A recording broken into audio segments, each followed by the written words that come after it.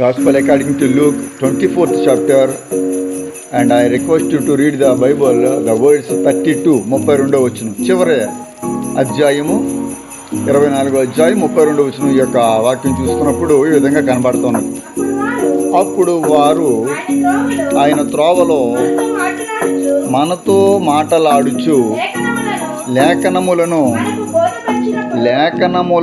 మనకు బోధపరచుచున్నప్పుడు మన హృదయము మనలో మండుచుండలేదా అని ఒకరితో ఒకడు చెప్పుకొనిరి. చూడండి, దయచేసి దేవునికి వాక్యం జాగ్రత్తగా వినండి. అప్పుడు వారు ఆయన త్రోవలో మనతో మాట్లాడుచు లేఖనములను మనకు బోధపరచుచున్నప్పుడు.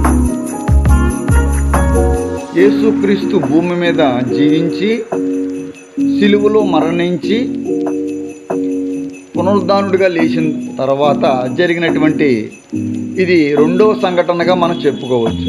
మొట్టమొదటి సంఘటన, యేసు ప్రభువారు స్త్రీలందరికీ కూడా ప్రత్యక్షమవుతాడు, వారికి దర్శనమిస్తారు. అట్లాగే ఆ యొక్క దర్శించినటువంటి 40 రోజుల కాలంలో జరిగినటువంటి సంఘటనలో ఒక సంఘటన, ఆయన ఎమ్మాయి గ్రామానికి వెళ్తున్నటువంటి ఇద్దరు వ్యక్తులు. ఇది 12వ వచనం నుండి మనకి కనబడుతుంది. ఇదిగో ఆ దినమందే 13వ వచనం, ఇద్దరు యెరూషలేమునకు ఆమెను దూరమునున్న ఎమ్మాయి అనే గ్రామమునకు వెళ్ళుచు జరిగిన ఈ సంగతులన్నిటిని గురించి ఒకరితో ఒకరు సంభాషించుచుండిరి. వారు ఆలోచించుకుని చుండగా యేసు తానే దగ్గరికి వచ్చి వారితో కూడా నడిచెను. వినండి, వారు ఆలోచించుకుని చుండగా వారు దేవుని కార్యాల గురించి, సిలువలో జరిగిన సంఘటన గురించి వారు ఆలోచించుకొనుచు ఏం చేసుకున్నారట, సంభాషించుకొని చుండగా వారి మధ్యలో యేసు తానే దగ్గరికి వచ్చి వారితో కూడా నడిచెను అనేటువంటి మాట. యేసు ప్రభువారు ఎమ్మాయి గ్రామానికి వెళుతున్నటువంటి ఇద్దరు వ్యక్తులతో నడిచినటువంటి సందర్భాన్ని చూసుకుంటే, ఆయన తన ప్రజలతో నడిచే దేవుడు, తన ప్రజలతో నివసించే దేవుడు. ఎవరైతే వాక్యాల గురించినటువంటి సంఘటనల గురించి ఆలోచించుకుంటూ మాట్లాడుకుంటారో, అందుకే వాక్యం చెబుతుంది, ఎక్కడ ఇద్దరు ముగ్గురు కూడి ప్రార్థిస్తారో అక్కడ నేను ఉంటానని సెలవిచ్చిన దేవుడు అని వాక్యం ద్వారా మనం తెలుసుకోవచ్చు. పాట ఉంది, ఎక్కడ ఇద్దరు ముగ్గురు ఆయన నామములో కూడుకుంటారో అక్కడ ఆయన నివసిస్తాడు. వీరిద్దరూ ఎవరి గురించి మాట్లాడుకుంటున్నారు? దేవుడు గురించి, యేసు ప్రభువుని సిలువ వేసిన విధానం గురించి మాట్లాడుతుండగా యేసు ప్రభువారు వారి దగ్గరికి వచ్చి వారితో కూడా నడుస్తూ వారికి అర్థం కాని విషయాలను, ఇక్కడ ఉన్న ఈ 32వ వచనం చక్కగా మాటలాడుచు వారితో ఆయన మాట్లాడుచు లేఖనములను మనకు బోధపరచుచున్నప్పుడు. ఇక్కడ కొన్ని మాటలు చాలా ఇంపార్టెంట్ మాటలు ఉంటాయి. లేఖనములను ఆయన ఏం చేస్తున్నారట, వాళ్ళకి బోధిస్తున్నాడు. ఎవరికి వాక్యం అవసరమో, ఎవరు వాక్యంలో ఎదగాలనుకుంటున్నారో వారు తప్పనిసరిగా దేవుని యొక్క బోధ వినాలి. దేవుడు బోధిస్తున్నది ఏమిటి అనేది తెలుసుకోవాలి. దేవుని బోధలో ఏముందో గ్రహించుకోవాలి. యేసు ప్రభువారే వారికి ఏం చేశాడట, బోధించడం ప్రారంభించారు. అంటే బోధ యొక్క ఆవశ్యకత ఎంత ఉన్నదో నేటి కాలంలో నువ్వు తెలుసుకోకపోతే, నీ కుటుంబస్తులు తెలుసుకోకపోతే నష్టపోయేది చాలా తీవ్రంగా ఉంటుంది. బోధిస్తున్నాడు అంటే వారికి ఆ బోధ అవసరం కాబట్టే వారికి బోధిస్తున్నాడు. మరి ఈ బోధ నీకు అవసరం కాబట్టి నీవు కూడా ఆయన సన్నిధిలోకి వచ్చి ఆయన మాటలు వినాలి కదా. ఇప్పుడు మనం దేవుడి గురించినటువంటి సంగతులు మాట్లాడుకుంటున్నాం కాబట్టి దేవుడు మన మధ్యలోకి రాలేదని ఎవరు చెప్పగలరు? రాడని ఎవరు ఖండించగలరు? మీలో ఎంతమంది ఈ యొక్క సన్నిధిలో దేవుడు నివసిస్తున్నాడని నమ్ముతున్నారు? ఎందుకంటే ఆయన గురించినటువంటి సంగతులు ప్రస్తావనలోకి వచ్చినప్పుడు ఇద్దరు ముగ్గురు మధ్యలోనికి పరిశుద్ధాత్మ దేవుడు మన మధ్యలో నివసిస్తాడు. ఇది 100% కరెక్ట్. మనం ఎప్పుడైతే ఆయన సన్నిధిని ఏర్పాటు చేసుకుని ఆయన సంగతులు మాట్లాడుకుంటామో, ఇప్పుడు రోజంతా ఆ గట్టు మీద ఈ గట్టు మీద కూర్చుని, ఆ చెట్టు కింద ఈ పుట్ట కింద కూర్చుని మాట్లాడుకుంటే అక్కడ దేవుడు నివసించడు. అక్కడ వారి సంగతులను గురించి ఆయన వారికి జ్ఞానం వచ్చేలాగా చెప్పడు. ఆయన ఎప్పుడు మన మధ్యలోకి నివసిస్తాడంటే మనకు అర్థం కాని సంగతులు ఏమైనా ఉంటే వాటిని మరింతగా మనం లోతుగా అర్థం చేసుకునేందుకై పరిశుద్ధాత్మ దేవుడు మనకు జ్ఞానాన్ని, శక్తిని, పరిశుద్ధాత్మను దయచేస్తూ ఉంటాడు. ఎందుకంటే ఆ సంగతులు మనకు చాలా అవసరం. వీళ్ళు ఆ సంగతుల గురించి చర్చించుకుంటున్నారు. అయితే ఇక్కడ అసలు విషయం ఏంటంటే, ఇక్కడ వాక్యం ఆయన త్రోవలో మనతో మాట్లాడుచు లేఖనములను మనకు బోధపరుచుచున్నప్పుడు అనేటువంటి పదం ఒక భాగం అయితే, తర్వాత భాగం వచ్చినప్పుడు మన హృదయం మనలో మండుచుండలేదా అని ఒకరితో ఒకడు చెప్పుకొనిరి. ఇక్కడ విచిత్రమైనటువంటి మాటగా ఇది చాలామంది భావిస్తూ ఉంటారు. సరే, వారు దేవుడి గురించి, యేసుక్రీస్తుని ఏ విధంగా సిలువేశారు, ఆయన చేసిన అద్భుతాల గురించి మాట్లాడుతూ ఉండొచ్చు. కానీ ఆయన సిలువ వేసినప్పుడు జరిగిన సంఘటనల గురించి మాట్లాడుకుంటూ ఉండొచ్చు. ఆ మాటల గురించి వారు మాట్లాడుతుండగా ఆయన వచ్చాడు, బాగానే ఉంది. వాళ్ళకి దేవుడి యొక్క లేఖనాలని యేసుప్రభు వారు చూపించడం జరిగింది.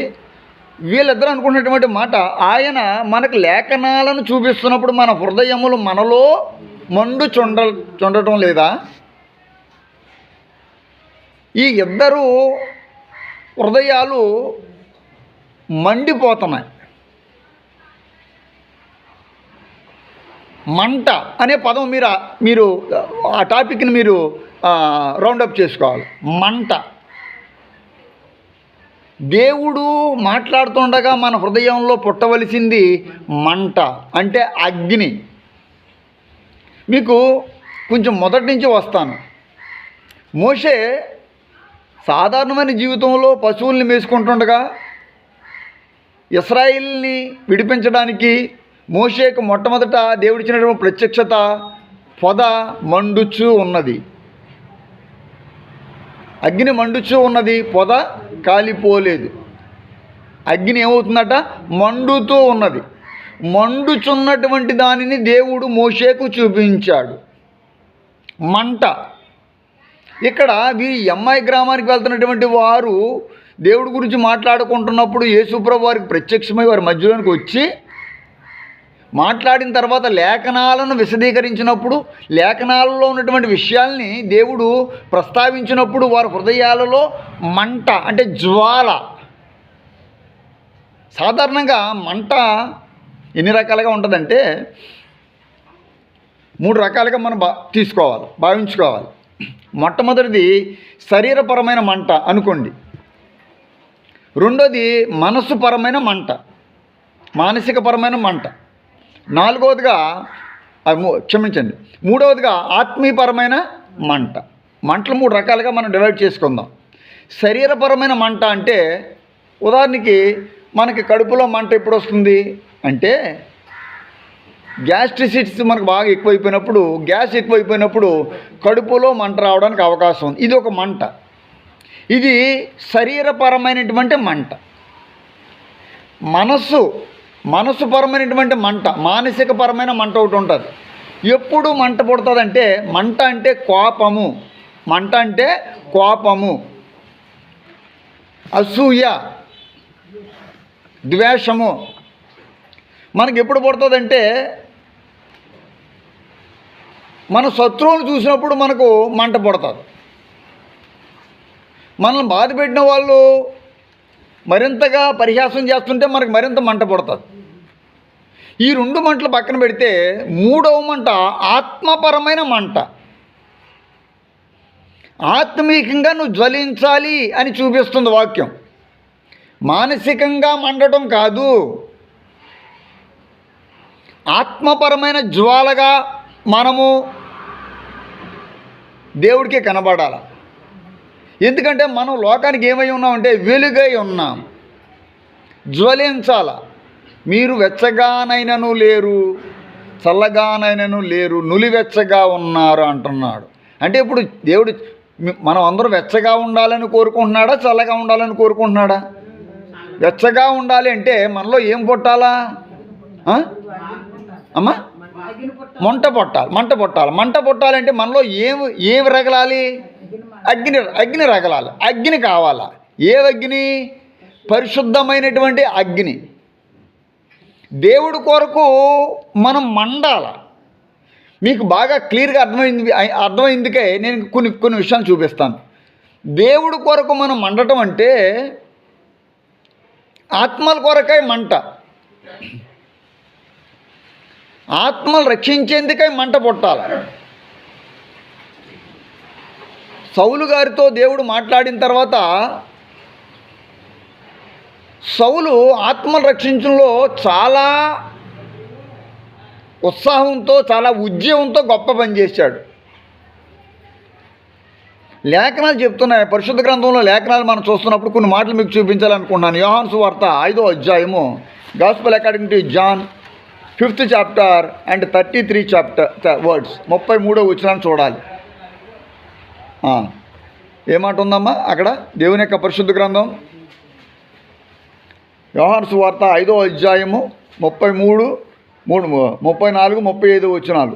35వ వచనం, అతడు మండుచు ప్రకాశించుచున్న దీపమై ఉండెను, మీరు అతని వెలుగులో ఉండి కొంతకాలం ఆనందించుటకు ఇష్టపడితిరి. సాక్షాత్తు యేసు ప్రభు వారు ఒక వ్యక్తి గురించి మాట్లాడుతున్నాడు. అతడు మండుచు ప్రకాశించుచున్న దీపమై ఉండెను. అతడు మండుచు ప్రకాశించుచున్న దీపమై ఉండెను. తర్వాత ఆయన అంటాడు 35 లాస్ట్ వర్స్లో అంటాడు, మీరు అతని వెలుగులో ఉండి కొంతకాలము ఆనందించడానికి ఇష్టపడితే. మీరు ఎవరి వెలుగులో ఉన్నారో? మీరు అతని వెలుగులో. అగ్ని అంటే ఏమిటి? అగ్గి మండిస్తుంది, అగ్గి వెలిగిస్తుంది, అగ్గి వేడినిస్తుంది.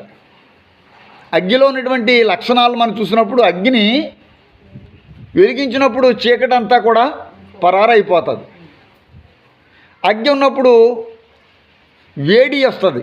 చలికాలంలో అందరూ ఏ మంటలు వేసుకుంటారు? చలిమంటలు వేసుకుంటారు. వీధికి చలిమంట. ఎందుకంటే ఆ మంటతో చలి తగ్గిపోతుంది. ఈ లోకపరమైన చలి, లోకపరమైనటువంటి ఆశలు చచ్చిపోవాలి అంటే ఆత్మపరమైన జ్వాల మనకు తగలాల. స్పిరిచువల్ వేవ్, స్పిరిచువల్ ఫైర్, ఆత్మపరమైన అగ్ని మనల్ని తాకాల. మనల్ని తాకినప్పుడు ఆ చల్లదనం పోయి మనం వెచ్చబడతాం. మంటంతా వేసిన తర్వాత ఇంకా అగ్ని ఉంటే ఎవరు లేకపోతే గబగబా తీసుకుని వెళ్ళి ఎవరైనా ఒక పాత్ర అక్కడ పెట్టుకుంటారు, వేడి నీళ్ళు, చన్నీళ్ళు పెట్టుకుంటారు. వెంటనే ఆ నీళ్ళు వేడెక్కుతాయి, అవి వాళ్ళకి ఉపయోగంగా ఉంటాయి. దేవుని బిడ్డలారా, వేడి మీద, ఆ అగ్ని మీద ఏ వస్తువు పెట్టినా అది వేడవుతుంది. ఇప్పుడు నీ దగ్గర ఎవరు వేడెక్కలేదంటే నువ్వు ఎలాగలేవు? నువ్వు వేడిగా లేవు.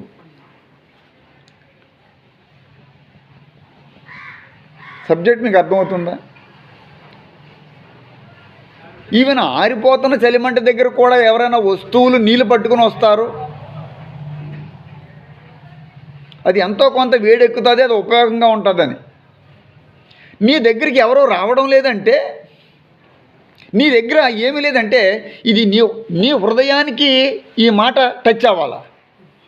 యేసు ప్రభువారు లేఖనాలను చూపించి వారితో మాట్లాడినప్పుడు వారి హృదయాలు మనలో, మన హృదయాలు మండటం లేదా అనుకుంటున్నారు. వినండి, వాళ్ళకి మంట పుట్టిందనమాట.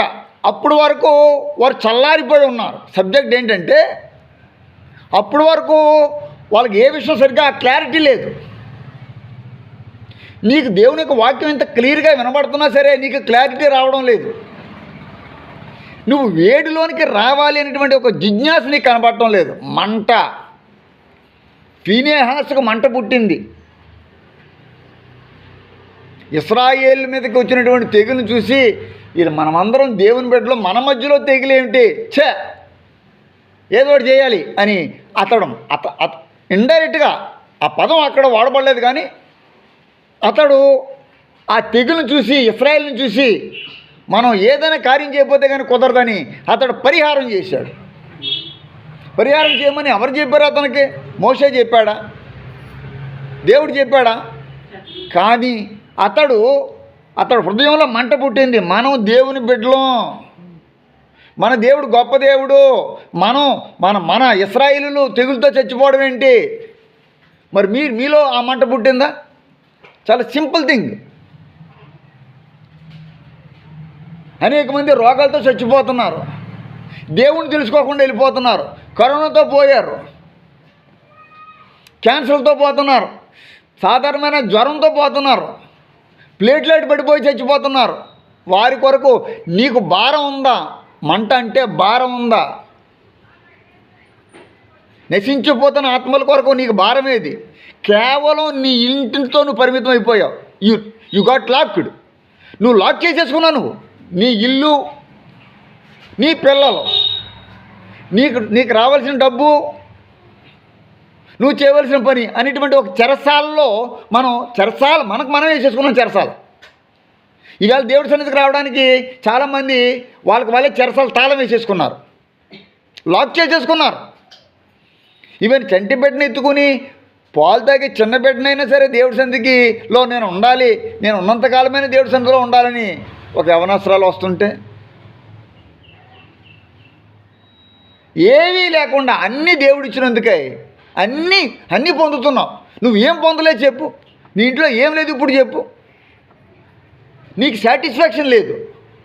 ఎన్ని దేవుడు చేసినా దేవుడి కొరకు నీ హృదయం జలించడం లేదు. ఈరోజు నువ్వు వాక్యం విన్నావు, రేపటి రోజున నువ్వు ఉంటావో లేదో తెలియదు. నాకు దేవుడు చాలా ప్రవచనాలు మాట్లాడమని చెప్తున్నాడు.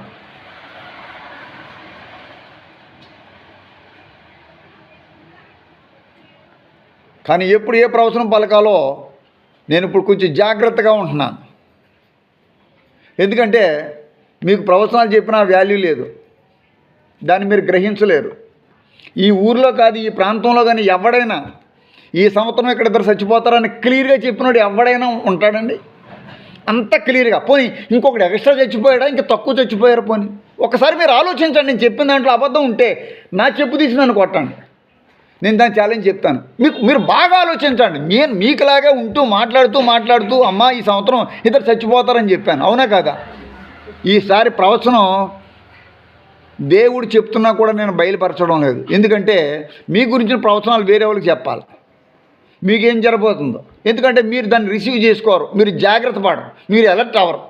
నాకేం అవ్వదులే, నాకేం భయం లేదని అనుకుంటున్నాం అంతే. సరే, నువ్వు అలా అనుకుంటేనే జీవించు. నీ మీదకి వచ్చే ఉపద్రవం గురించి నేను బాధ్యుని కాలేను. నీ హృదయం దేవుడి కొరకు నువ్వు మన్నించుకుంటావా? సాగుబడి చేస్తావా? ప్రయాసపడతావా దేవుడి గురించి? ఇకనైనా కానీ దర్శింపగా రావా?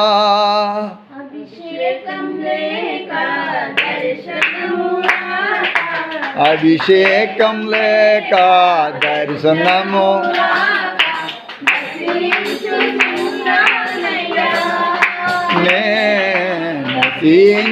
నశించుతున్నానయ్యా. కావలివారు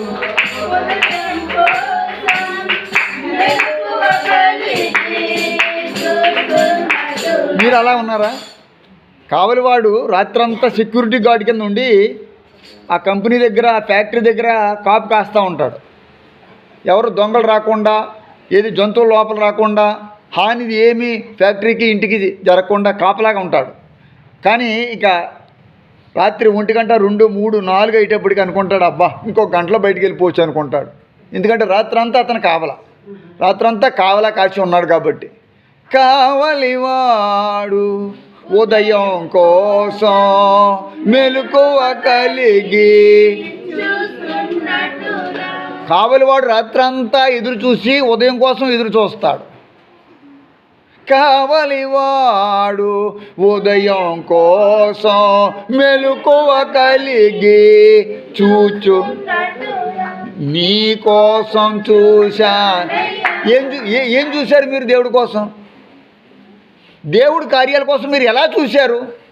ఎలా కనిపెట్టారు? నేను చెప్పేది ఏమిటంటే, మీరు కేవలం దేవుడి సన్నిధికి వస్తే ఉంటే సరిపోదు. అలా కళ్ళు మూసుకుని ప్రార్థన చేయగానే ఒక 100 200 జేబులో చేతిలో పెట్టేసి వెళ్ళిపోతే సరిపోదు. అది కాదు. కావలివాడు ఉదయం కోసం మెలకువ కలిగి నీ కోసం చూశానయ్యా యేసయ్యా. నీ ప్రాణం ఆయనేనయ్యా. ఆయన నీ ప్రాణంగా భావిస్తున్నావా? నీ ప్రాణానికి విలువ ఎక్కువ. మన ప్రాణానికి మన ఇంట్లో వాళ్ళ ప్రాణాలకి ఎక్కువ విలువ ఇచ్చుకుంటున్నాం మనం. అమ్మో నా ప్రాణం పోతుందేమో, మన ప్రాణానికి విలువ ఎక్కువ ఇస్తున్నాం, కానీ దేవుడికి ఎక్కువ విలువ ఇవ్వటం లేదు. మన హృదయంలో ఇక్కడ వాక్యం చెప్తుంది, ఈ వ్యక్తి గురించి ఆయన మాట్లాడు, అతడు మండుచు ప్రకాశించుచున్న దీపమై ఉండెను. ఏమై ఉన్నాడట? దీపమై ఉండెను. ఏమిటి? మండుచు. ఇన్ని పదాలు ఉన్నాయి చూడండి. అతను మండుచు ప్రకాశించుచున్న, మండుతున్నాడు, ప్రకాశిస్తున్నాడు, దీపమై ఉన్నాడు. నీతి బుద్ధిమంతులైతే ఆకాశమందు ప్రకాశించు జ్యోతుల వలె ఉంటారని దానియేలు చివరి అధ్యాయంలో మనకు కనబడుతుంది. హల్లెలూయా. మనం ఎలా మనం జ్ఞానవంతులుగా ఉన్నామా? నీతిమంతులుగా ఉన్నామా? ఈ వ్యక్తిగా కనబడుతున్నామా? ఇప్పుడు ఒక వ్యక్తి గురించి దేవుడు స్పెసిఫిక్గా చెప్పాడు. అతడు ఏమయ్యాడు? అతడు మండుచు. అతడు ఎప్పుడు ప్రకాశిస్తాడు? మండినప్పుడు. హల్లెలూయా గట్టిగా చెప్పు. నువ్వు మంటకుండా దేవుడి కొరకు నీలో మంట పుట్టకపోతే నువ్వు ప్రకాశించవు. నువ్వు ప్రకాశించాలా.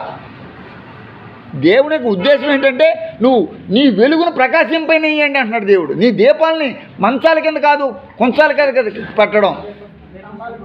ఎక్కడ పెట్టావు నువ్వు? ఎంతమంది నీ దీపం దగ్గరికి వస్తున్నారు? ఎంతమంది దేవుని యొక్క వెలుగు నీ యందు చూశారు? ఎంతమంది నువ్వు జ్వలింపజేశావు?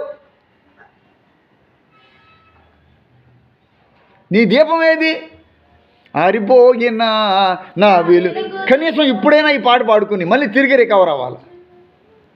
ఏమండి, నువ్వు ఎంతకాలం సేవ చేసినా నిన్ను ఈ సమాజం వాడుకుంటుంది, ఈ కుటుంబం మనల్ని అలాగే వాడుకుంటుంది. రోజు చేసి ఒకరోజు శనికాయలు రొప్పలేదనుకో, దానికి ఏం తెగులు వచ్చింది? కొంచెం అల్లం కూడా రొప్పలేదేంటి అంటారు. మీరు జ్వరంతో బాధపడుతూ లేదా దగ్గుతోనో జ్వరంతోనో మరి ఏదైనా బలహీనతో బాధపడుతున్నారనుకోండి, లేక మూల పడుకున్నారనుకో, కొంచెం అంట అల్లం కూడా నోరలే పెట్టి అంటారు. ఎందుకంటే నీ సేవలకాలకు అలవాటు పడిపోయారు. కనీసం నన్ను పరామర్శించడం రాలేదంటారు. నీ బలహీనత వాళ్ళకి తెలీదు. నిన్ను వాడుకోవడం సమాజానికి అలవాటు అయిపోయింది. నువ్వు వాళ్ళకి వాడబడటం నీకు అలవాటు అయిపోయింది. నువ్వు దేవుడి కొరకు వాడబడటం లేదు. అతడు మండుచు ప్రకాశించుచున్న. ఈ మాట నీలో మంట పుట్టకపోతే ఇక నీ జీవితంలో నీకు వెలుగు అనేది రాదు. ఇది ఫైనల్. ఒక్కసారి దేవుడు వాళ్ళకి ప్రత్యక్షమయ్యి మోషే దగ్గర నుండి ప్రవక్తలందరూ 24వ అధ్యాయము 5 వచనాలన్నీ చూసుకోండి. మోషే నుండి ప్రవక్తల వరకు ఆయన గురించి చెప్పిన విశేషాలన్నిటినీ ఆయన పోసగుచ్చినట్టుగా ఆ క్షణంలోనే ఆయన చెప్పుకుంటూ వచ్చినప్పుడు వాళ్ళ హృదయాలు మండే. మరి నేను చెప్పలేదా మీకు దేవునికి వాక్యాలు? ఆది కాండం నుండి ప్రకటన గ్రంథం వరకు ఎన్ని విశేషాలు చెప్పాను. ప్రపంచంలో అందరికంటే అమూల్యమైన సందేశాలు మొట్టమొదటిగా ఈ ప్రాంతంలో మీకు అందిస్తాను నేను ఎక్కువగా. అద్భుతమైన మాటలు ముందు ఎవరికి అందించను, ముందుగా మీకు అందిస్తాను. మీరు విలువైంది వింటున్నారు కానీ మీ చెవులు దేవుడికి దూరంగా ఉంటాయి. మీ హృదయాలు మండుతులేదు. మీరు ఊరికనే వాళ్ళ మీద వీళ్ళ మీద మండిపోతూ ఉన్నారు. వీళ్ళంటే పడక వాళ్ళంటే పడక. వాక్యం చెప్తుంది చాలా చాలా మంటల గురించి. నా గుండె నాలో మండుచున్నదంటాడు దావీదు 39:3వ వచనంలో. According to psalms 39th chapter 3rd verse అతను కొన్నటువంటి నా గుండె దాని పై మాటలు నేనేమీ మాట్లాడక నేను మౌనంగా ఉన్నాను. నేను క్షేమం గురించి కానీ నేను పలకడం లేదు. నేను మౌనంగా ఉన్నాను. అయినను నా విచారము అయినా సరే నా విచారం అధికమైపోయింది. ఇప్పుడు ఏమవుతుంది? నేను ఎవరితో ఏమి మాట్లాడకపోయినా కూడా నా మీద లేనిపోయిన అన్నీ కూడా అంటకడుతున్నారు అంటున్నాడు దావీదు. ఒక నిమిషం. నేను ఎవడి గురించి నేను వెళ్తలేదు, ఎవడి గురించి నేను పట్టించుకోను, ఏ విషయంలో నేను తలదూర్చను. అయినా కూడా అందరూ లేనిపోయినవి నాకు అంటకడుతున్నారు. నా గుండె నాలో మండిస్తున్నది. దేవుడికి స్తోత్రాలు. దేవుని బిడ్డలకు ఎదురయ్యే సంఘటనలో బర్స్ట్ అయిపోతుంది అన్నమాట. మనం దేవుని బిడ్డలు అయినప్పటికీ కూడా లేనిపోయినవి మన మీద పెట్టినప్పుడు మనకు కూడా ఇలాంటి సంఘటనలు ఎదురవడానికి అవకాశం ఉంది. ఇప్పుడు చేదు తర్వాత మాటమ్మా. నేను ధ్యానించు నా గుండె నాలో మండిపోతుంది, అయినా కూడా నేను ధ్యానిస్తున్నాను. నేను ధ్యానించుచుండగా హల్లెలూయా. నేను ధ్యానించుచుండగా నీవు వాక్యాన్ని ధ్యానిస్తూ ఉంటే నీలో నీ మంట ఎక్కువ పడుతుంది. ఇప్పుడు నువ్వు మండాల, ప్రకాశించాలా, వెలగాల. ఇదే కదా మరి అతని గురించి. అతడు మండుచు ప్రకాశించుచున్న దీపమై ఉండెను. నా దీపము యేసయ్యా నీవు వెలిగించిన సుడిగాలిలోనైనా జడివానలోనైనా ఆరిపోదులే దేవా, ఆరిపోదులే నీవు వెలిగించిన దీపము. నీవు వెలిగించిన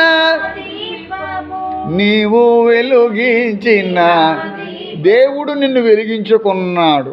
జ్యోతిర్మయుడా నా ప్రాణప్రియుడా స్తుతి మహిమలు నీకే. నిన్ను దేవుడు వెలిగించాడు. ఎందుకో తెలుసా? నీ కుటుంబంలో అందరూ ఆ వెలుగును చూసి ఆయన దగ్గరకు వస్తారని. నీ ఇంటి చుట్టూ ఉన్నవారు అందరూ కూడా అమ్మా నీ వెలుగును చూసి దేవుడి దగ్గరకు వస్తారని. దేవుడు వెలిగించిన దీపాలు నువ్వు ఆర్పేసుకొని లోకపరమైనటువంటి వెలుగులతో వెలగాలని పట్టుబట్టలు, పచ్చబంగారం, లోకంలో ముచ్చట్లు, లోకమంతా తిరుగుతూ నీ దీపం పరిస్థితిని అర్థం చేసుకోలేని చాలా దీనకరమైన స్థితిలో నువ్వు ఉన్నట్టుగా పరిశుద్ధాత్మ దేవుడు చూపిస్తూ ఉన్నాడు. అతడు మండుచు ప్రకాశించుచున్న దీపమై. ఈ మాట ఒక్కటి నీ హృదయంలో మండాలి. నేను మండాలి. ఎవరి కోసం మండాలి? దేవుడి కోసం మండాలి. దేవుడి కోసం ప్రకాశించాలి. నేను వెలగాలి. ఎవరి కోసం? ఎందుకంటే దేవుడు నన్ను వెలిగించాడు కాబట్టి నా వెలుగు ద్వారా అనేక మంది వెలగాలి. ఈతడు యేసు సాక్షాత్తు దేవుడు యేసయ్య బాప్తిస్మిచ్చి యోహాను గురించి చెప్తూ ఉన్నాడు. అతడు మండుతూ ఉన్నాడు, రైట్. అతడు ప్రకాశించాడు, రైట్. అతడి గురించి ప్రవక్త అనుకున్నారు. యోహాన్ని చాలామంది యేసుక్రీస్తు అనుకున్నారు. ఆ విధంగా ఎంతగానో గొప్పగా ప్రకాశించాడు. నువ్వేనా ఇంకా ఆయన గురించి ఎదురు చూడాలని యోహాన్ దగ్గరకు వచ్చి మాట్లాడతారు? అబ్బాయి నేను కాదు, నా వెనుక వచ్చేవాడు నాకంటే గనుడు అంటున్నాడు ఆయన. అంటే యోహాను వేసిన ముద్ర సాక్షాత్తు ఇతడు యేసుప్రభు ఏమో అనుకునేటట్టుగా అతడు జీవించాడు. దేవుడికి స్తోత్రం. హల్లెలూయా. మరి మనం ఎలా జీవిస్తున్నాం? మనం ఎలా జీవిస్తున్నాం? ఒక్కగానో కొడుకు. ఆ తల్లిదండ్రులు అతను ఎలా ఇచ్చిపెట్టేశారు? అడవుల్లో ఎందుకు తిరుగుతున్నాడు? అరణ్యంలో ఎందుకు తిరుగుతున్నాడు? నువ్వెవరు అంటేనే ఒక శబ్దాన్ని అంటున్నాడు. శబ్దాలు చేసుకోవాల్సిన పని ఏముంది? ఇతని పేరు బాప్తిస్మిచ్చి యోహాను కదా, శబ్దం అంటవేంటి? నువ్వెవరు అంటే నేను ఒక శబ్దాన్ని అంటున్నాడు ఏంటి? నువ్వు నిశ్శబ్దం ఎందుకు అయిపోయావు? ఎందుకు ఇంటి వల్ల కట్టబడలేకపోతున్నావు? ఎందుకు పరిశుద్ధాత్మాభిషేకాన్ని విడిచిపెట్టేశావు? అది నువ్వు పొందాలంటే చాలా కష్టపడాలి తెలుసా. ఒకసారి పోగొట్టుకున్న తర్వాత తిరిగి రావాలంటే 30 తిప్పలు పడాలి. ఒక్కోసారి పొందలేం కూడా. చూడండి, ఒక వస్తువు పోగొట్టుకున్నాం అనుకోండి, అది తిరిగి మనం 99% పొందడానికి అవకాశం ఉండదు. ఎందుకంటే అది ఎవరికి దొరికిందో వాళ్ళు ఎత్తుకుపోతారు. మన గురించి చూస్తారా? అయ్యో ఎవరో పోగొట్టుకున్నారో, ఇక్కడే పెట్టుకుని బంగారు శతమానం ఇక్కడే ఉంది, 5 కాసులు ఉంటుంది పాపం ఆవిడ అని గంపలాలు పెట్టుకుని మన గురించి ఎదురు చూస్తారా? మనం పోగొట్టుకుంటే ఏదైనా ఉంగరం పాగడేసుకున్నాం, బంగారపు ఉంగరం అనుకోండి, అయ్యో పాపం ఇలాగే వెళ్ళిందో ఒక ఆవిడంటే అయితే నేను సాయంకాలం వరకు ఎక్కడ చూస్తానని ఎవరైనా ఎదురు చూస్తారా? మీరు చూస్తారా? ఎవరు చూస్తారు? ఎవరు చూడరు. ఎందుకంటే వాళ్ళకి బాగా నిర్లక్ష్యం ఎక్కువ ఉన్నట్టుంది అనుకుంటారు. ఏముంది, ఒకవేళ పొగరేమో ఒకవేళ బాగా డబ్బు ఎక్కువైపోయిందేమో, బాగా బలుపు ఎక్కువ ఉందేమో, అందుకే పాడేసుకున్నారు. నేనేం చేద్దాను అని ఆ రింగ్ తీసుకుని ఏదో వేలికి పెట్టుకుంటాం, సెట్ అయిపోతుంది, బాగుంది కదా అంటాం, వెళ్ళిపోతాం. నేచురల్గా జరిగేదే. ఎందుకంటే ఒకరు పోగొట్టుకున్న తర్వాత ఇంకొకరికి అది దొరుకుతుంది. దేవుని బిడ్డలారా, నువ్వు పోగొట్టుకోవద్దు. ఇంతకాలం మీరు వాక్యం వింటున్నారు, గొప్ప అభిషేకం మీ మీద ఉంటుంది. అది మీరు లోకంలోకి వెళ్ళి పోగొట్టుకోకూడదు. మీరు మండాలండి. నేను చిన్న పేదదాన్ని అండి, నాకు చిన్న ఇల్లు అండి, నాకు ఒంట్లో బాగోలేదండి, నాకు ఎవరు లేరు, ఇవన్నీ కరెక్టే. ఇవన్నీ మీకు మీరు 10 పాయింట్లు చెప్తే ఒక 5 పాయింట్లు నాకు కూడా ఉంటాయి దాంట్లో. మీరు చెప్పే 5 పాయింట్లు నాకు ఉంటాయి. నువ్వు 10 చెప్పండి, ఆవిడకి ఒక 6 పాయింట్లు దాంట్లో మ్యాచ్ అవుతాయి, ఒక 3 పాయింట్లు నాకు మ్యాచ్ అవ్వచ్చు. నీకున్న బలహీనతలు నాకు ఉన్నాయి, మీకున్న శోధనలు నాకు ఉన్నాయి. మీరు అనుకోవచ్చు, మీరు అలా అనుకోవద్దు. ఎందుకంటే ఈవిడ శోధనలు నాకు ఉండొచ్చు, నా శోధనలు మీకు ఉండొచ్చు. శోధనలు సహించేవాడు ధన్యుడు. శోధనలు చూసి సహించేవాడు ధన్యుడు. శోధన గురించి మాట్లాడకూడదు అక్కడ. లోకంలో మీకు శ్రమ అన్నాడా, లేకపోతే లోకంలో మీకు శ్రమ లేదన్నాడు దేవుడు. మరి శ్రమ ఉన్నప్పుడు శ్రమలు వస్తాయి. ఏమండి నాకు చాలా శ్రమలు వచ్చేస్తున్నాయండి, నాకు శ్రమలు. అవునండి, నీకు చాలా శ్రమలు వస్తున్నాయంటే నువ్వు దేవుడి దగ్గరికి మరింత ఎక్కువ రావడానికి అవకాశం ఉందండి. శ్రమ అంటే ఏంటనుకుంటున్నారు? శ్రమ అనేది దారి. దేనికి? దేవుడి దగ్గరికి మరింత దగ్గరగా రావడానికి దారి. నీ ఇంట్లో శోధన ఎక్కువైపోయింది, కరెక్టే. అది దేనికి అనుకుంటున్నావు? ఆయన దగ్గరికి నువ్వు బాగా దగ్గర రావడానికి నీకు శ్రమలను విడుదల చేశాడు దేవుడు. శ్రమల పాత్రను నువ్వు మోసేలా దేవుడు చేశాడు. నీకు అర్థం కావట్లేదు. నువ్వు అజ్ఞానంలోకి చిక్కుపోయావు. నీ ఇంట్లో మరణం ఎందుకు వచ్చింది? నువ్వు దేవుడి దగ్గర అవుతావని. ఏమంటే ఎవరికి లేదు నాకెందుకు వచ్చిందండి బాబు? నిజమే. అది జరిగినా కూడా నువ్వు దేవుడితో నువ్వు బలంగా ఉంటావు. దేవుడిని విడిచిపెట్టమని ఒక నమ్మిక దేవుడికి కలిగింది కాబట్టి అది అలౌ చేశాడు. లేకపోతే అలౌ చేసి ఉండకపోవచ్చు, చెప్పలేము, జరిగి ఉండకపోవచ్చు. మీరు బాగా ఆలోచించండి నేను చెప్పే మాటలు. ఆ ఇంట్లో ఆ శోధన వచ్చిందంటే లేదు, ఈవిడ భరించగలదు. నువ్వు భరిస్తున్నావంటే ఒక కిరీటం నీ మీద పడిపోయినట్టే. నీకు నీతి కిరీటం పడిందో, మహిమా కిరీటం పడిందో, వాడబారిన కిరీటం పడిందో, అక్ష కిరీటం పడిందో అది నాకు తెలియదు. నువ్వు ఒక కిరీటం పొందేశావు. నువ్వు ఒకటి పోగొట్టుకున్నావంటే ఒక కిరీటం వచ్చినట్టక్క. హల్లెలూయా. నువ్వు ఒకటి పోగొట్టుకున్నావంటే ఒక కిరీటం నీ నెత్తి మీద పడినట్టు లెక్క. నీ పిల్లలు నీకు దూరం అయిపోయారు, నీకు ఒక కిరీటం పడింది, వాళ్ళు నిన్ను సరిగ్గా చూసుకోవట్లేదు, నీకు 2వ కిరీటం పడింది. నీ బంధువులందరూ విడిచిపెట్టేశారు, 3వ కిరీటం పడింది. మొల కిరీటం ఎందుకు పెట్టుకున్నాడు దేవుడు అనుకుంటున్నారు? నీకు కిరీటం పెట్టడానికే. నీ ఇంట్లో కార్యం జరుగుతులేదు. నిన్ను బాగా దేవుడిలో హెచ్చించడానికి కార్యాన్ని దేవుడు ఆలస్యం చేశాడు. హల్లెలూయా. కార్యం ఆలస్యం అవుతున్నప్పుడు నువ్వు మరింత ఆవేశంగా, ఆత్మీయ ఆవేశంలో బలంగా ప్రార్థన చేయాలి. కొంతమంది ఇక్కడికి వచ్చి కన్నీటితో ప్రార్థన చేస్తున్నట్టు చేస్తారు. బాగానే ప్రార్థన చేసుకుంటుంది అనుకుంటూ ఉంటాను. ఇదే ప్రార్థన ఇంటి దగ్గర చేయాలి. ఇదే ప్రార్థన గంటల సేపు ప్రార్థన చేయాలి. మండటం అంటే ఏంటంటే నీకు దేవుడు గురించిన ఆత్మపరమైన మంట నువ్వు జ్వలించాలి. అగ్ని నీలో మండటం లేదు. స్కూటర్ స్టార్ట్ అవ్వాలంటే ఏమండాలి తెలుసా? లోపల నిప్పు రావాలి, 2 టచ్ అవ్వాలి. కీలా తిప్పగానే లోపల ఇగ్నిషన్ 2 కలుసుకుంటాయి. కిక్కు కొట్టగానే స్పార్క్ వస్తుంది తెలుసా? మంట వస్తుంది తెలుసా? ఎప్పుడైనా పని చేయకపోతే స్పార్క్ ప్లగ్ తీసేలా అంటాడు మెకానిక్. స్పార్క్ ప్లగ్ నుంచి ఏమొస్తుంది? నిప్పు. ఆ నిప్పు కలిసినప్పుడు ఏమవుతుందంటే గ్యాస్ ఎప్పుడు వెలుగుతుంది? మండిస్తేనే. నువ్వు మండిస్తేనే నువ్వు వెలుగుతావు. ఏది నీకు మంట పుట్టిస్తుంది అంటే వాక్యం. హల్లెలూయా. వాక్యం నిన్ను మండిస్తుంది. వాక్యం చెప్పేవాడు నిన్ను మండేస్తాడు. ఒకసారి నేను చెప్పిన మాటలు నీకు మానసికపరమైన మంట వచ్చేస్తుంది. నా గురించే ఇతను చెప్తున్నాడు, నన్ను ఉద్దేశించే చెప్తున్నాడు. ఆ మంట పుట్టించాలని ఒక్కొక్కసారి దేవుడు పుట్టిస్తాడు. ఆ మంట పుట్టినప్పుడే ఆ అగ్నిని నువ్వు క్యాచ్ చేసుకోవాలి. ఇప్పుడు అక్కడ బ్లోఅవుట్ జరిగిందట ఆంధ్రప్రదేశ్లో. మన ఏ ప్రాంతం అది? అమలాపురం ప్రాంతంలో, అమలాపురం ప్రాంతం అనుకుంటాను. అక్కడ అగ్ని అంటుకుంది ఓయించేసి. ఇప్పటికి ఇది 5వ రోజో 4వ రోజో. అది ఇంకా ఆరలేదు. ఒక్కసారి అంటుకుందనుకోండి, దాన్ని ఆర్పడం తరం కాదు. ఒక్కసారి నీలో అగ్ని అంటుకుందనుకోండి, ఇక లోకస్తులు ఎవరు నిన్ను ఆర్పలేరు.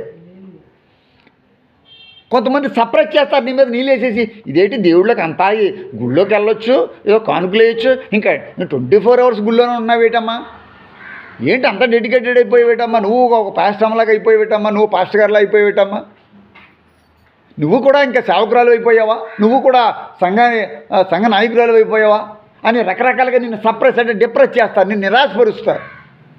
ఈవిడ ఏంటంటే మాటిమాటికి వెళ్ళిపోతుంది బైబిల్ పెట్టుకుని. నిన్ను నిరాశపరుస్తారు అంటే నీ మీద నీళ్ళు మోసేసి నిన్ను ఆపేస్తారు. అలాంటి సమయాల్లో నువ్వు ఏ విధంగా నీ యొక్క అగ్ని నువ్వు మండించుకోవాలో చూసుకోవాలి.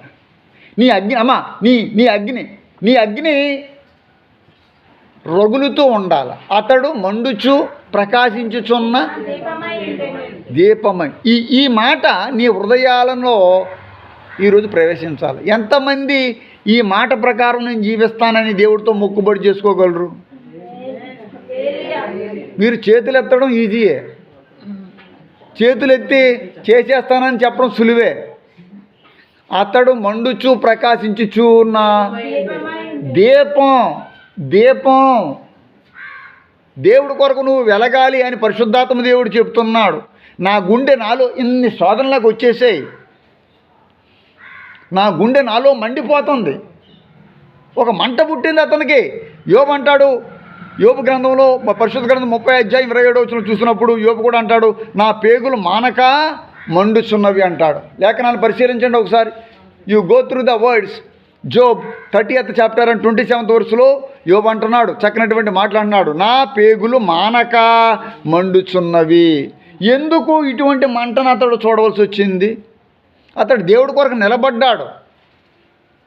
దేవుడి కొరకు అతడు నీతిగా నిలబడిపోయాడు. ఆవిడ చెప్తుంది, ఇక దేవుడిని విడిచిపెట్టి రావయ్యా అంటుంది. ఇక దేవుడితో మనకు పని ఏముంది? అన్నీ పోగొట్టుకున్నాం, ఇంక దేవుడు ఏముంది అంటే అన్నీ ఉన్నప్పుడు మాత్రమే దేవుడిని పూజించమని తనకు ఉద్దేశం. ఇక అన్నీ పోయినప్పుడు దేవుడితో పని లేదని ఆవిడ ఉద్దేశం. అందుకే ఇంక తర్వాత ఆవిడ నెక్స్ట్ చాప్టర్స్లో ఇక ఆవిడ తతంగం ఎక్కడ కూడా లేదు. మరి ఆవిడ తతంగం లేదు, కానీ యోబుకి దేశంలో ఇంకా అతనికి పుట్టినటువంటి అందమైన పిల్లలు ఇంకెక్కడ కూడా లేనట్టుగా జమీమా లాంటి అమ్మాయిలు పుట్టారంటే అర్థం ఏంటి? అర్థం ఆ ప్లేసు మరొకరి చేత దేవుడు రిప్లేస్ చేశాడు. ఎస్తేరు గ్రంథంలో ఎస్తేరు యొక్క భర్త అయినటువంటి రాజు తన మొదటి భార్యను ఏం చేశాడండి? రిప్లేస్ చేశాడు. ఎందుకు రిప్లేస్ చేశాడు? తన యొక్క గర్వం ఆ ప్లేస్ మారిపోయేటట్టుగా చేసేసింది. ఈ యొక్క మధ్యాహ్న కాల సమయంలో దేవుడు నీతో మాట్లాడుతున్నాడు. నా గుండె నాలో మండుచున్నదని దావీదు అంటున్నాడు. నా కడుపు, నా పేగులు అసలు మాంతలేదు. మీరు అనుకోవచ్చు ఇది ప్రాబబ్లీ ఇట్ మే బి గ్యాస్ట్రిసిస్ అనుకోవచ్చు. ఈయన కూడా గ్యాస్ట్రిక్ ప్రాబ్లం వచ్చేసిందేమో ఉండొచ్చు. అయితే అయి ఉండొచ్చు. తిండి తెప్పలు లేవు, అయితే అయి ఉండొచ్చు. లేదా ఆ పేగుల్లో కూడా అతడు మానక ప్రార్థన చేస్తుంటే తిండి తెప్పలేక ఆ పేగులు మండిపోతున్నాయేమో. ఎప్పుడైనా ఇలాంటి అనుభవం నీకుందా? ఎప్పుడైనా దేవుడి కొరకు ఏదైనా విడిచిపెట్టి నువ్వు మండటం జరిగిందా?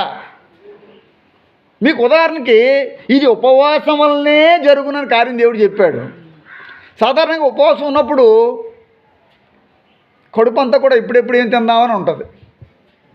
ఉపవాసం ఉన్నప్పుడు సాయంకాలానికో ఎప్పుడుకో కడుపులో మంట వస్తుంది. మంట జ్వలించాల, దేవుడి కొరకు జ్వలించాల, దేవుడి కొరకు నివసించాల. నువ్వు దేవుడి కొరకు జ్వలించినప్పుడు మంట పుడుతుంది, ఆ మంట దీపంలా ప్రకాశిస్తుంది. హల్లెలూయా. ఇలాంటి అనుభవం శుక్రవారం మీలో ఎంతమంది ఉపవాసంతో దేవుడి సన్నిధిలో ఉంటున్నారు? దేవుడి కొరకు మీరు ఏం విడిచిపెట్టగలరు? ఒక పూట కూటిని మీరు విడిచిపెట్టలేరు. అన్ని ప్రోగ్రామ్స్కి అటెండ్ అవుతారు. There is no preference for God. దేవుడు అంటే ప్రాధాన్యత లేదు, దేవుడు అంటే భయం లేదు. ఒకవేళ ట్యూస్డే ప్రేయర్కి వచ్చానంటే అమ్మ బాబోయ్ మంగళవారం ప్రార్థనకి వెళ్ళాను కాబట్టి ఇంక శుక్రవారం ఆదివారం వెళ్ళకూడదు, నాకు చాలా టైం, నేను చాలా very important person, I'm very VIP. ఎవరి దృష్టిలో నువ్వు విఐపి? ఎవరు నేను విఐపిగా ట్రీట్ చేస్తున్నారు? నువ్వు అనుకుంటున్నావు, నీకు నువ్వుగా అనుకుంటున్నావు. నేనే కదా ఈ పట్టణాన్ని కట్టాను, నేనే కదా దీన్ని ఇంత సౌందర్యంగా చేసుకున్నాను అన్నాడు రాజు. ఎవరు? Nebuchadnezzar. The moment he thought, the moment he got the thought in his mind, ఆ మైండ్లోకి ఆ మాట, ఆ థాట్, ఆలోచన రాగానే immediately God demolished him, destructed him, destroyed him. వెంటనే అతని మీదకి డిస్ట్రక్షన్ వచ్చేసింది. వెంటనే అతడు ఒక పశువుల మాదిరిగా అడవిలోకి పోయి గడ్డి తినే పరిస్థితి అతనికి వచ్చింది. ఈ పరిస్థితి నువ్వు రప్పించుకోవద్దని పరిశుద్ధాత్మలో నేను వేడుకుంటున్నాను. చూడండి, రోజుకు ఒక వ్యక్తి ఒక పిచ్చిదానిలాగా, ఒక పిచ్చోళ్ళ కింద తయారైపోతున్నారు. చాలా బాగా తిరిగే వాళ్ళే అప్పటికప్పుడే సడన్గా మెంటల్గా అటాక్ అయిపోయి వాళ్ళు పిచ్చోళ్ళ కింద అయిపోతున్నారు. They are becoming mad and mania. They are not having any dress, clothes లేవు. వాళ్ళ ఊహలోకంలో వాళ్ళు ఉన్నారు, వాళ్ళకి అలా నవ్వుకుంటున్నారు పిచ్చోళ్ళ మాదిరిగా. ఎందుకంటే దేవుడిచ్చిన సమయాన్ని, దేవుడిచ్చినటువంటి సుఖాన్ని, దేవుడిచ్చినటువంటి సంపదని దేవుడి కొరకు వినియోగించలేకపోతున్నారు. నీకు ఏది ఇచ్చారో, నీకు ఇచ్చిన 10 రూపాయల్లో నువ్వు 1 రూపాయి దేవుడికి కానుకి. నీకు ఇచ్చిన దాంట్లో నువ్వు దేవుడికి అంతే. నీకు ఇచ్చిన సమయంలో ముందు దేవుడికి ప్రాధాన్యత, సమయంలో ముందు. నేను మీ యొక్క ధనాన్ని అడుగుతలేదు. నువ్వు దేవుడికి ఇచ్చినటువంటి ఆ చిన్న సమయంలో దేవుడికి ఇవ్వాల్సింది దేవుడికి. రాజు కట్టవలసింది రాజు కట్టు, దేవుడికి కట్టవలసింది దేవుడి కట్టు అంటాడు దేవుడు యేసు ప్రభు. ఈ మధ్యాహ్న కాల సమయంలో నీలో మంట పట్టడం లేదు. ఎంత వాక్యం విన్నా కూడా అంటే, సౌలా సౌలా నీ వేళ నన్ను హింసించుచున్నావు అనగానే ఒక్కసారి అతనిలో ఇగ్నిషన్ వచ్చేసింది. ఇగ్నిషన్ అంటారు దాన్ని ఇంగ్లీష్లో, ఇగ్నైటెడ్. He got ignited. ఎంతకాలం నేను దేవుని ప్రజల్ని ఏం చేశాను? హింసించాను. అంతే, అతడు కన్నీటి పర్యంతం అయిపోయాడు. ఇలా చూడమ్మా, అతడు కన్నీటి పర్యంతం అయిపోయాడు. ప్రాబబుల్లీ 3 రోజులు అతడు ఉపవాసంతో ఉన్నాడు. అతడి కళ్ళలోంచి పొరలు బయటకు వచ్చేసాయి.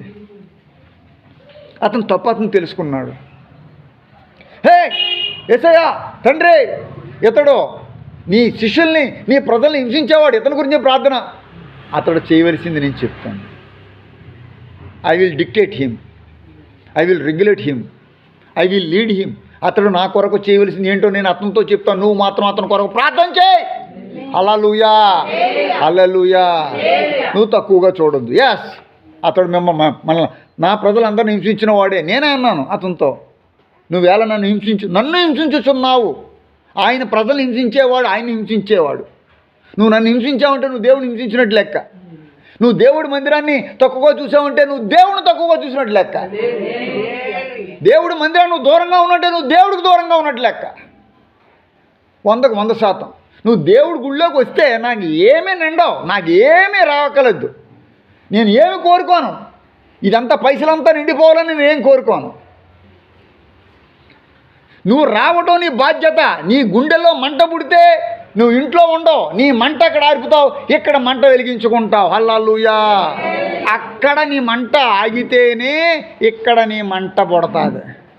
అక్కడ మంటల దగ్గర కూర్చున్నావు అనుకో, వంటల దగ్గర, ఇక్కడ మాత్రం నీ మంట ఆరిపోతుంది. నా దీపము యేసయ్యా నీవు వెలిగించినావు. సుడిగాలిలో నైనా జడివానలో నైనా ఏమవుతావు? ఆరిపోదులే నీవు వెలిగించిన. మరి నీ దీపం ఎందుకు ఆరిపోయింది? నా గుండె నాలో మండుచున్నది, నా పేగులు మానక మండుతున్నాయి. వాక్యం ఎంత బాగా చెప్తుందో తెలుసా? వాక్యం చెప్తుంది అగ్ని వలన ఆ పొద మండుచున్నది కానీ పొద కాలిపోలేదు. Exodus 3rd chapter and 2nd verse, నిర్గమకాండం 3వ అధ్యాయం 2వ వచనంలో వాక్యం చెప్తుంది. దేవుని యొక్క పరిశుద్ధ గ్రంథం ఆ అగ్ని వలన ఆ పొద మండుచుండెను కానీ పొద ఏమలేదు, పొద కాలి. అప్పుడు మోషే ఆ పొద ఎలా కాలిపోలేదు. హల్లెలూయా. నేను ఆ తట్టు వెళ్ళి ఈ గొప్ప వింత చూచేదను అనుకొనెను. దానిని చూచుటకు ఆ తట్టు వచ్చుట. హల్లెలూయా. నువ్వు ఈ తట్టు రావడం దేవుడు చూస్తున్నాడు, నువ్వు ఈ తట్టు రాకపోవడం కూడా దేవుడు చూస్తున్నాడు. నువ్వు దేవుడి పక్షాన ఉన్నావో లేదో దేవుడు చూస్తున్నాడు, నువ్వు ప్రజల పక్షాన ఉన్నావో లోక పక్షాన ఉన్నావో దేవుడు చూస్తున్నాడు. నీకు కళ్ళు లేవేమో కానీ ఆయనకి కళ్ళు ఉన్నాయి. కుల పిచ్చోడిని నేను, కళ్ళు లేని కబోదిని, మత పిచ్చోడిని నేను. మేము తాగకూడదండి. మేము ఎంతండి? మేమండి అంతండి. నా కులం నా కళ్ళు పొడిచిందిలే, నా మతం నా కులముఖ కల్పనయే.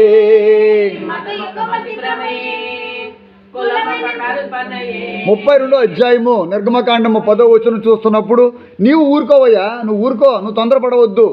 నా కోపము వారి మీద కావునా. నువ్వు ఊరుకో, నువ్వు తొందరపడకో. నా కోపము. హల్లెలూయా. అంటే కోపానికి మంటకి లింక్ ఉంది. మంటలు 3 రకాలని చెప్పాను. శరీరపరమైన మంట, మానసికపరమైన మంట, ఆత్మపరమైన మంట. మీరు 2 మంటల్లో నెంబర్ 1గా ఉన్నారు. 3rd దాంట్లోకి వచ్చేటప్పటికి మీ మంట ఆరిపోయింది. శరీరపరమైన మంట మండిపోతున్నాడు మోషే. ఏంటి ఈ ప్రజలేంటి, ఈ ప్రజలేంటి ఇన్ని అద్భుతాలు చూశారు అయినా కూడా బుద్ధి జ్ఞానం లేదు. నువ్వు ఊరుకోవయ్యా. మళ్ళీ చదువు. కావున నువ్వు ఊరకుండేమో నా కోపము. హల్లెలూయా, హల్లెలూయా. మీకు వ్యతిరేకంగా చేస్తున్న వాళ్ళ విషయంలో, మీకు అన్యాయం చేసిన వారి విషయంలో దేవుడి కోపం వారి మీద మండనివ్వండి. మీరు ఏమి చెయ్యవద్దు. హల్లెలూయా. నువ్వేం చెయ్యొద్దు. You are not suppose to do anything. You are not suppose to do any harm to anyone. You leave for God. దేవుడికి విడిచిపెట్టేయి. నీకు డబ్బులు ఇవ్వాల్సిన వాళ్ళు ఇవ్వలేదు, నిన్ను మోసం చేశారు, ఊరికే ఉండు. దేవుడి కోపం వాళ్ళ మీద రగల్ని. మనం కొడితే ఒకటే దెబ్బ, కానీ దేవుడు కొడితే వాళ్ళు మళ్ళీ జీవితంలో లేగరు. నమ్మిన వారందరూ దేవుడికి స్తోత్రం గట్టిగా చెప్పాలి. మనం కొట్టడం వేస్ట్. కోపపడుడి కానీ పాపం చేయొద్దని వాక్యం చెబుతుంది. మనిషి అన్న తర్వాత కోపం రాకుండా ఎవరికి ఉండదు. అలాంటి వాటి విషయంలో నేనే మొదటగా ఉంటాను, కానీ ఎప్పుడు కూడా అంతటితోనే ఆగిపోతుంది. కోపం పడుడి కానీ పాపం చెయ్యకుడి, పాపం చెయ్యవద్దు. తర్వాత స్టెప్లోకి వెళ్ళొద్దు. నీ మంట వాళ్ళ మీద నువ్వు చెయ్యొద్దు. ఆనాడు ఇప్పుడు మోషే అక్క దుర్బలస్లో ఆడింది, ఏమైంది? కుష్ఠరోగి అయిపోయింది. కోరాహు దాతాను అభిరాములు ఏమైపోయారు? సర్వనాశనం అయిపోయారు. అగ్ని వాళ్ళని మరి భూమి నెరవిడిచి వాళ్ళని మింగివేసింది. దేవుని బిడ్డ జాగ్రత్త. ఇప్పుడు వాళ్ళకి మోసే విషయంలో అలా జరిగింది కాబట్టి నీ విషయంలో అలా జరగాలని నువ్వు కోరుకోవద్దు. నువ్వు అంత వ్యక్తివి కాదు. ఇక్కడ చెప్తున్నది ఏంటంటే నువ్వు అంత వ్యక్తివి కాదు. నీకంత క్రెడిట్ రావాలంటే according to the gospel according to John 5th chapter and 33 verse మీరు చదివారు. 5:33 యోహాను సువార్తలో అతడు మండుచు ప్రకాశించుచున్న దీపమై ఉండెను. అతనికి ఆ క్రెడిట్ దేవుడు ఇచ్చాడు. అతడు దేవుడి కొరకు నిలబడ్డాడు. నేను మా అమ్మ నాన్నకి ఒక్కడే కొడుకుని లేక పుట్టాను, నేను ఇంట్లో ఉయ్యాలు ఊగుతాను, నేను ఇంట్లో సెల్ ఫోన్ చూసుకుంటూ ఉంటాను, నేను ఈ పని చేసుకుంటూ ఉంటాను, నేను హ్యాపీగా ఏదైనా రాజ్యంలో ఏదైనా పని చేసుకుంటాను అని అనుకోలేదు. అతడు అరణ్యములో నువ్వెవరవే? నేను ఒక శబ్దాన్ని. నువ్వెవరవే? నేను కాదయా, నా వెనక వచ్చేవాడు నాకంటే గనుడు, అతడు చెప్పుల వాడు విప్పడానికైనా నేను సరిపాత్రుని కాను అని చెప్తున్నాడు. అతడు తగ్గించుకుంటున్నాడు. ఎందుకు అతడు దీపం అయ్యాడు? ఎందుకు నువ్వు దీపంలో మారలేకపోతున్నావు? మీరు లోకానికి వెలుగై ఉన్నాడని నేను మొట్టమొదటి నా జీవితంలో మొదటిని ఒక అద్భుతమైన క్రిస్మస్ సందేశం అందించాను. మీరు లోకమునకు వెలుగై ఉన్నారని క్రిస్మస్ రోజున ఒక మాట చెప్పాను, ఒకే ఒక మాట, మీరు లోకమునకు వెలుగై ఉన్నారని మాట చెప్పాను. మొట్టమొదటి క్రిస్మస్ అనమాట అది నా జీవితంలో. ఫస్ట్ ఫస్ట్ మెసేజ్ అనమాట అది. మీరు క్రిస్మస్ అంటే బూర్లు బుడగలు అరుసులు అప్పడాలు ఇవేమి కాదండి, అవి కాదండి. మీరు ఆయన పుట్టుకతో వెలుగు వచ్చింది, ఆ వెలుగు నీలో వెలగాల అంతే. క్రిస్మస్ అంటే అంతే, ఇంకేం కాదు. క్రిస్మస్ అంటే ఏంటంటే, క్రిస్మస్ అంటే యేసుప్రభు నీలో పుట్టాలా. ఇంకా పశువులు పాక పెడుతున్నారు, ఇంకా ఆ గడ్డి వేస్తున్నారు, ఇంకా గడ్డిలోనే పెడుతున్నారు. విచిత్రం చూడాలంటే ఇంకా యేసుప్రభు పశువుల పాకలో పెట్టి అలాంటి బొమ్మలే బయట పెట్టి డెకరేట్ చేస్తున్నారు. యేసుప్రభు నా గుండెలో ఉన్నాడని ఒక్కడో నా గుండెలో ఉన్నాడు రా అని ఒక్కడు చూపించగలుగుతున్నాడా? ఒక్కడు చూపించగలుగుతున్నాడా? నేను చూపించగలుగుతున్నాను. ఎందుకంటే నేను చెప్పిన ఏ మాట నిరర్థకం అయిందా? చెప్పండి, చేతుల పైకి చెప్పండి. నిరర్థకం అయిందా? నిరర్థకం అయిందా? ఏ చెప్పిన మాట ఎప్పుడైనా తప్పు అయిందా? ఒక మనిషిని సూటిగా చూసి చెప్పి ఇది జరగబోతుందని చెప్పినప్పుడు పిన్ పాయింట్ ఎక్కడైనా తప్పిందంటే పిన్ పాయింట్ అమ్మ, పదే చెప్పడం కాదు, పిన్ పాయింట్. మీకు ప్రవచనాలు అక్కర్లేదు, మీకు ఆశీర్వాదాలు కావాలి, ఆశీర్వాదాల కార్డులు కావాలా? క్రిస్మస్కి వచ్చే ఆశీర్వాదాల కార్డులు, జనవరి 1st వచ్చే ఆశీర్వాద కార్డులు కావాలా? దాంట్లో ఏమి ఉండవండి, అవన్నీ ప్రింటింగ్ అండి. అవి మనుషులు ప్రింట్ చేసినాయి. దేంట్లో ఉంటుందో తెలుసా అండి? దేంట్లో ఉంటుందో తెలుసా? నీ దీన స్థితిలో, నీ తగ్గింపు స్థితిలో ఉంటుందండి అంతా కూడా. ఎప్పుడైతే ఆ పాపపు స్త్రీ పాదాల దగ్గర పడి తన పాపాలన్నీ ఒప్పుకుంటుందో, అమ్మ నీ పాపాలన్నీ ఇంకా అంతకంటే గొప్ప ఆశీర్వాదం ఏముంటుందండి? నీ పాపాలు క్షమించబడ్డా నువ్వు లేగవయ్యా అన్నాడు పక్షవాత రోగితో. అదే విషయాన్ని ఈ పాపపు స్త్రీతో కూడా అంటాడు, నీ పాపాలన్నీ క్షమించబడ్డాడు. నువ్వు విస్తారంగా పాపాలు ఒప్పుకున్నావు కాబట్టి నీ విస్తారమైన పాపాలన్నీ కూడా, విస్తారమైన పాపాలు పోవటమే ఆశీర్వాదం. That is the key point for all blessings. సమస్తమైన ఆశీర్వాదాలకి మూలం ఏంటో తెలుసా? పాపం పోవాలి. నీ మీద ఉన్న పాపం, నువ్వు చేసిన పాపం నీ మూల. దానియేలు లాంటి వారి వ్యక్తులు ఏం చేస్తున్నారు తెలుసా? నా మూలపితరుల పాపాన్ని క్షమించు తండ్రి. అపరాధినై అందుడనై అపవాదితో అనుచడునై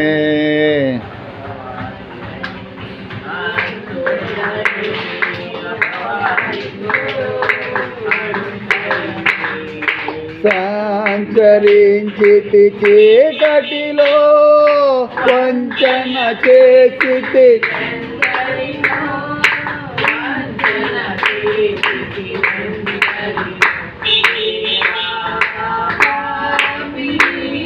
If you read the Bible, Yeshua 5th chapter and 25th verse, యెషయా గ్రంథం 5వ అధ్యాయం 25వ వచనంలో ఒక మాట చాలా ఆశ్చర్యం గురి చేస్తూ ఉంటుంది. ఏ మాట అంటే, యెహోవా కోపము ఆయన ప్రజల మీద మండుచు ఉన్నట్టుగా కనబడుతుంది. చూడండి, please look the words. 5th chapter of యెషయా ఏముందమ్మా అక్కడ వాక్యము? యెహోవా కోపము ఆయన ప్రజల మీద మండుచు ఉన్నట్టుగా కనబడతా ఉన్నది. దేవుని బిడ్డలారా, ఆయన ప్రజల మీద ఎందుకు మండుతుంది? ఇది దేనికి సంకేతం? ఇప్పుడు మనం అందరం ఎవరు? ఆయన ప్రజలు. మరి ఆయన ప్రజల మీద అగ్ని ఎందుకు మండాలా? దేవుళ్ళో మనం సరిగ్గా అడగపోతే, కోరాహు దాతాను అభిరాములు అప్పటి వరకు మోషేతో అన్ని సంవత్సరాలు నడుచుకుంటూ రాలేదా? సడన్గా వాళ్ళు ఎందుకు అలాగ అయిపోయారు? సడన్గా ఎందుకు అలాగా నాశనం అయిపోయారు? వారి సరియైన త్రోవ విడిచిపెట్టేశారు, సరియైన బోధన విడిచిపెట్టేశారు, సరియైన విధానాన్ని విడిచిపెట్టేశారు, రైట్ వేని, రైట్ పాత్ను వాళ్ళు విడిచిపెట్టేశారు. మనం కూడా చాలాసార్లు చాలా చక్కగా వస్తూ ఉంటాం అన్ని విషయాల్లో. ఒక జంక్షన్ వచ్చేటప్పటికి మ్యారేజ్ అనేటువంటి ఒక సందర్భంలో తప్పిపోవచ్చు. జాబ్ అనేటువంటి ఒక సందర్భంలో ఇది whether it is God's will or not, దేవుడి చిత్తమా కాదా అనేది ఎవరికి అక్కర్లేదు. ఒక 20,000 వస్తుంది, ఒక 25,000 వస్తుంది, immediately I have to fly.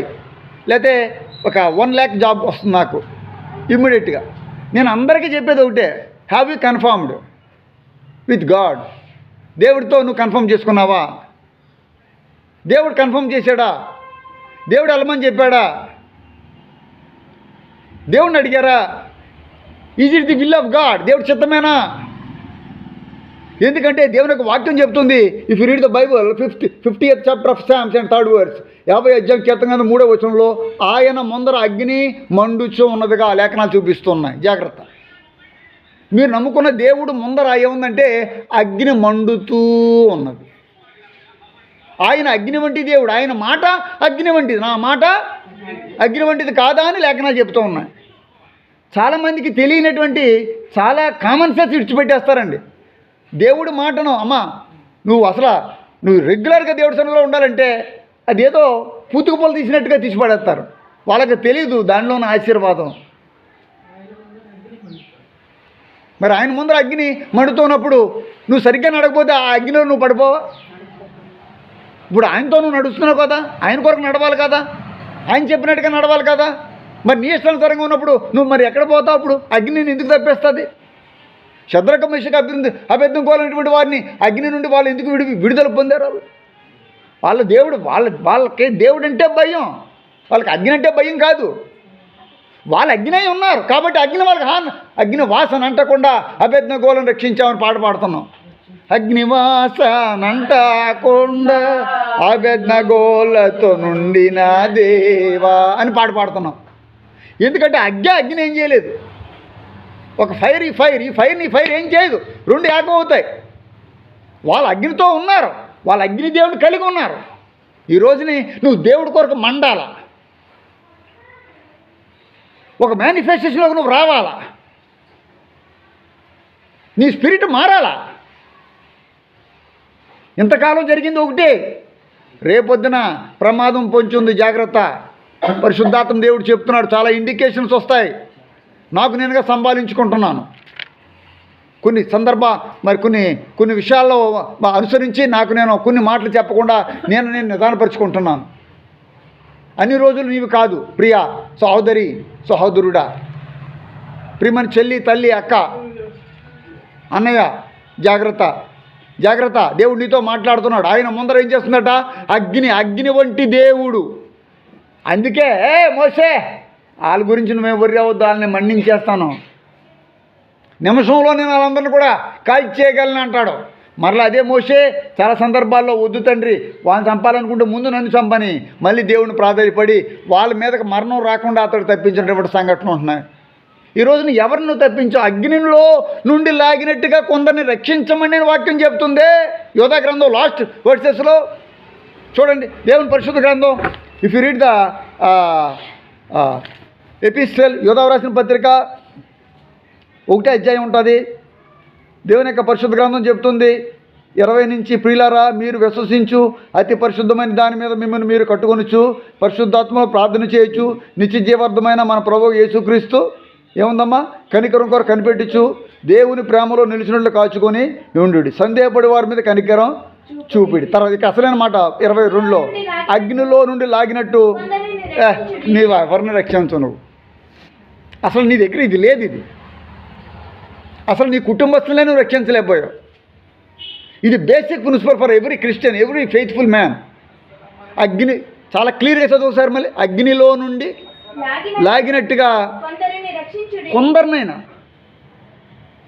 ఎవరైనా మీలో ఎవరైనా వెళతారా, నా ప్రేమను చెబుతారా, నా పేరే తెలియని ప్రజలు ఎందరూ.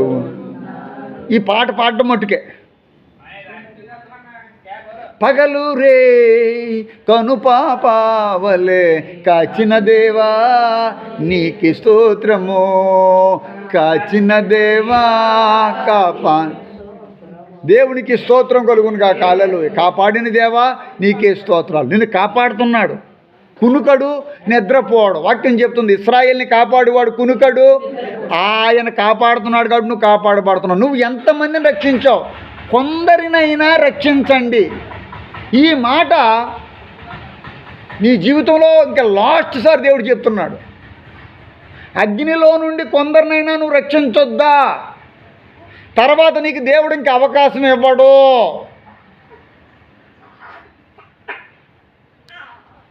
You may not do any kind of this practice in the days coming. రాబోయే రోజుల్లో ఇంక నువ్వు ఈ పని చేయడానికి నీకు నీకు నీకు నీకు యాక్టివిటీ ఉండదు ఇంక నీలో. అది డెత్ అవ్వచ్చు, లేదంటే ఇంకా ఇంకా నీ ఫిజికల్ యాక్టివిటీ అంతా కూడా నాశనం అయిపోవచ్చు, చెప్పలేం. అందుకే ఒక సౌలుతో దేవుడు మాట్లాడిన తర్వాత సౌలు అగ్నిలా జ్వలించాడు. ఈ రోజున ప్రపంచం అంతా క్రైస్తవత్వం పాకిపోయిందంటే ఆ రోజున అపోస్తులు చేసిన పరిచర్య. ఒక్క చిన్న మాట, సౌలా సౌలా నీ వేళ నన్ను హింసించచ్చు. చిన్న మాటతో సౌలు జీవితం మారిపోయింది. సౌలు మనుషులు కొడుతుంటే భరించాడు. కొరడాలు చేసి తానే కొట్టేవాడు. కొడుతుంటే ఒకటి తక్కువ 5 సార్లు 40, ఒకటి తక్కువ 40 సార్లు 5 సార్లు కొట్టడం జరిగింది. అన్ని విషయాలలో అతడు లోబడ్డాడు. జాగరణలు చేశాడు. తిండి తెప్పలు లేకుండా ప్రయాణాలు చేశాడు. పరిచర్య పట్ల అతనికి మీరు అనుకోవచ్చు, నేను స్త్రీని, ఫస్ట్ నేను చదువుకోలేదు, నాకు పెద్దగా జ్ఞానం లేదు, నా మాట ఎవరో వినరు, నాకు చుట్టాలు ఎవరో లేరు, నేను చెబితే అందరూ పళ్ళెక్కులెత్తారు, నా ప్రార్థన దేవుడు విండు, నాకు వాల్యూ లేదు, నా బతికే సరిగ్గా లేదు, ఎవరేమనుకుంటారో చెప్తున్నా, నాకంత సీన్ లేదులే, ఇన్ని చెప్పుకుంటూ ఉంటారు. ఎవరికి ఎంత సీన్ ఉంది? ఎవరికి ఎంత ఉంది? ఒక చిన్నది ఇంట్లో కూలి పని చేసుకుంటూ గిన్నెలు కడుగుతూ నయమాన్ని చూసి ఇతడు నా యజమానుడు నా ప్రవక్త దగ్గరికి వెళ్తుంటే బాగుంటుంది కదా. ఒక చిన్న ఆలోచన, నా కుటుంబం అంతలో సంతోషం. That is Christmas. దేవుడికి స్తోత్రం కలుగుతుంది. అది క్రిస్మస్. ఆ ఇంట్లో క్రిస్మస్ తీసుకొచ్చిన చిన్నది. ఏ ఇంటికి నువ్వు క్రిస్మస్ తీసుకొచ్చావు? అసలు నీ ఇంట్లో క్రిస్మస్ ఉందా? క్రిస్మస్ అంటే క్యాండిల్స్ వెలిగించడం, క్యాండిల్స్ ఆర్పడం. ఎక్కడుంది ఇది? అలా అంటే కోపపడతారు. సరే, మీ సిస్టర్ నేను ఎప్పుడు కాదని, మీరు ఏది చేయమంటే అది చేశాను. ఎప్పుడూ నేను మీకు ఆటంకం కాదు. మీరు ఏది చెప్పినా నేను ఎప్పుడు కాదను. కానీ క్రిస్మస్ కొవ్వొత్తులు వెలిగించడం ఏంటి? Happy happy Christmas, merry merry Christmas ఏంటిది? Happy happy Christmas, merry merry Christmas మనలో మనం వరుచుకుంటే అది దేవుడికి మహిమవుతుందా? మనలో మనమే. ఇప్పుడు మన ఇంట్లో వాళ్ళందరూ తినేస్తే ఎవరి కడుపు నిండుతుంది? వాళ్ళ కడుపు నిండుతుందా? బయట వాళ్ళు నిండుతుందా? మరి బయట వాళ్ళకి అందాలి కదా. ఆ హ్యాపీ క్రిస్మస్ అనేది వాళ్ళకి చేయాలి కదా. అగ్నిలో నుండి లాగినట్టు కొందరినైనా ఈ మాట నీలో మార్పు తీసుకురాదంటే నీ జీవితంలో ఇంక మార్పు రాదు. నేను చాలా విషయాలు క్లియర్గా చెప్తాను. ఇది సామాన్యంగా తీసుకుంటే మీకు నేనేం చేయలేను. కానీ దీన్ని పవర్ఫుల్గా లేదు, నేను ఎలా కాదు, ఈసారి నుంచి నేను ఎవరినైనా రక్షిస్తానని మీరు రక్షిస్తే మీకు బహుమతి, నాకేం కాదు. మీరు రక్షిస్తే మీకు బహుమతి, కానీ నాకెందుకు వస్తుంది? మీరు సేవ చేస్తే మీ సేవ ఫలితం మీరు అనుభవిస్తారు, కానీ నాకెందుకు వస్తుంది? చెప్పినందుకు, మిమ్మల్ని మొబైలైజ్ చేసినందుకు ఏదైనా దేవుడు తునమో పనమో పాడేయచ్చు. కానీ ఇప్పుడు నువ్వు కడుపు నాడు తిన్నానుకో, ఎవడు కడుపు నిండుతుందండి? మీ కడుపు నిండుతుంది. కాబట్టి మీరు పరిచయం చేశారనుకో దేవుడి కొరకు, నువ్వు దీవించబడతావు, నీ కుటుంబం దీవించబడుతుంది. నువ్వు అందరినీ దీవించడానికి అవకాశం కూడా ఉంటుంది. తర్వాత ఎదుగుతూ అతడు మండుచు వెలుగుచున్నా ఏమై ఉండట? దీపం. ఈరోజు నువ్వు అనుకోవాలి, నువ్వు మేనిఫెస్టేషన్లోకి రావాలా.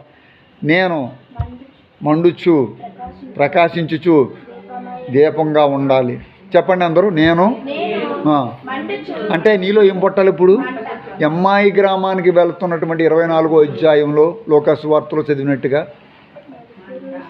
దేవుని గురించి సంభాషణ మాట్లాడుకుని వారి మధ్యలో దేవుడు నిలిచి వాళ్ళకి మరి వాళ్ళ దేవుని యొక్క సువార్త అంతటినీ వారికి తెలియజేశాడు. మోషే దగ్గర నుంచి ప్రవక్తలు ఎవరెవరో ఏమి మాటలు చెప్పారో అన్నీ చెప్పినప్పుడు వాళ్ళు అనుకుంటున్నారట, వాళ్ళు అనుకుంటున్నారట, ఏమయ్యా ఆయన మాట్లాడుతుంటే మన హృదయాలు మండిపోతున్నాయి కదా అంటే వాళ్ళు తప్పు, వాళ్ళు దేవుడికి స్తోత్రాలు, హల్లెలూయా. ఒక్కొక్కసారి నా మీద మీరు మండిపోతారు. ఎందుకో తెలుసా? మీ తప్పు మీరు తెలుసుకోక మండిపోతారు.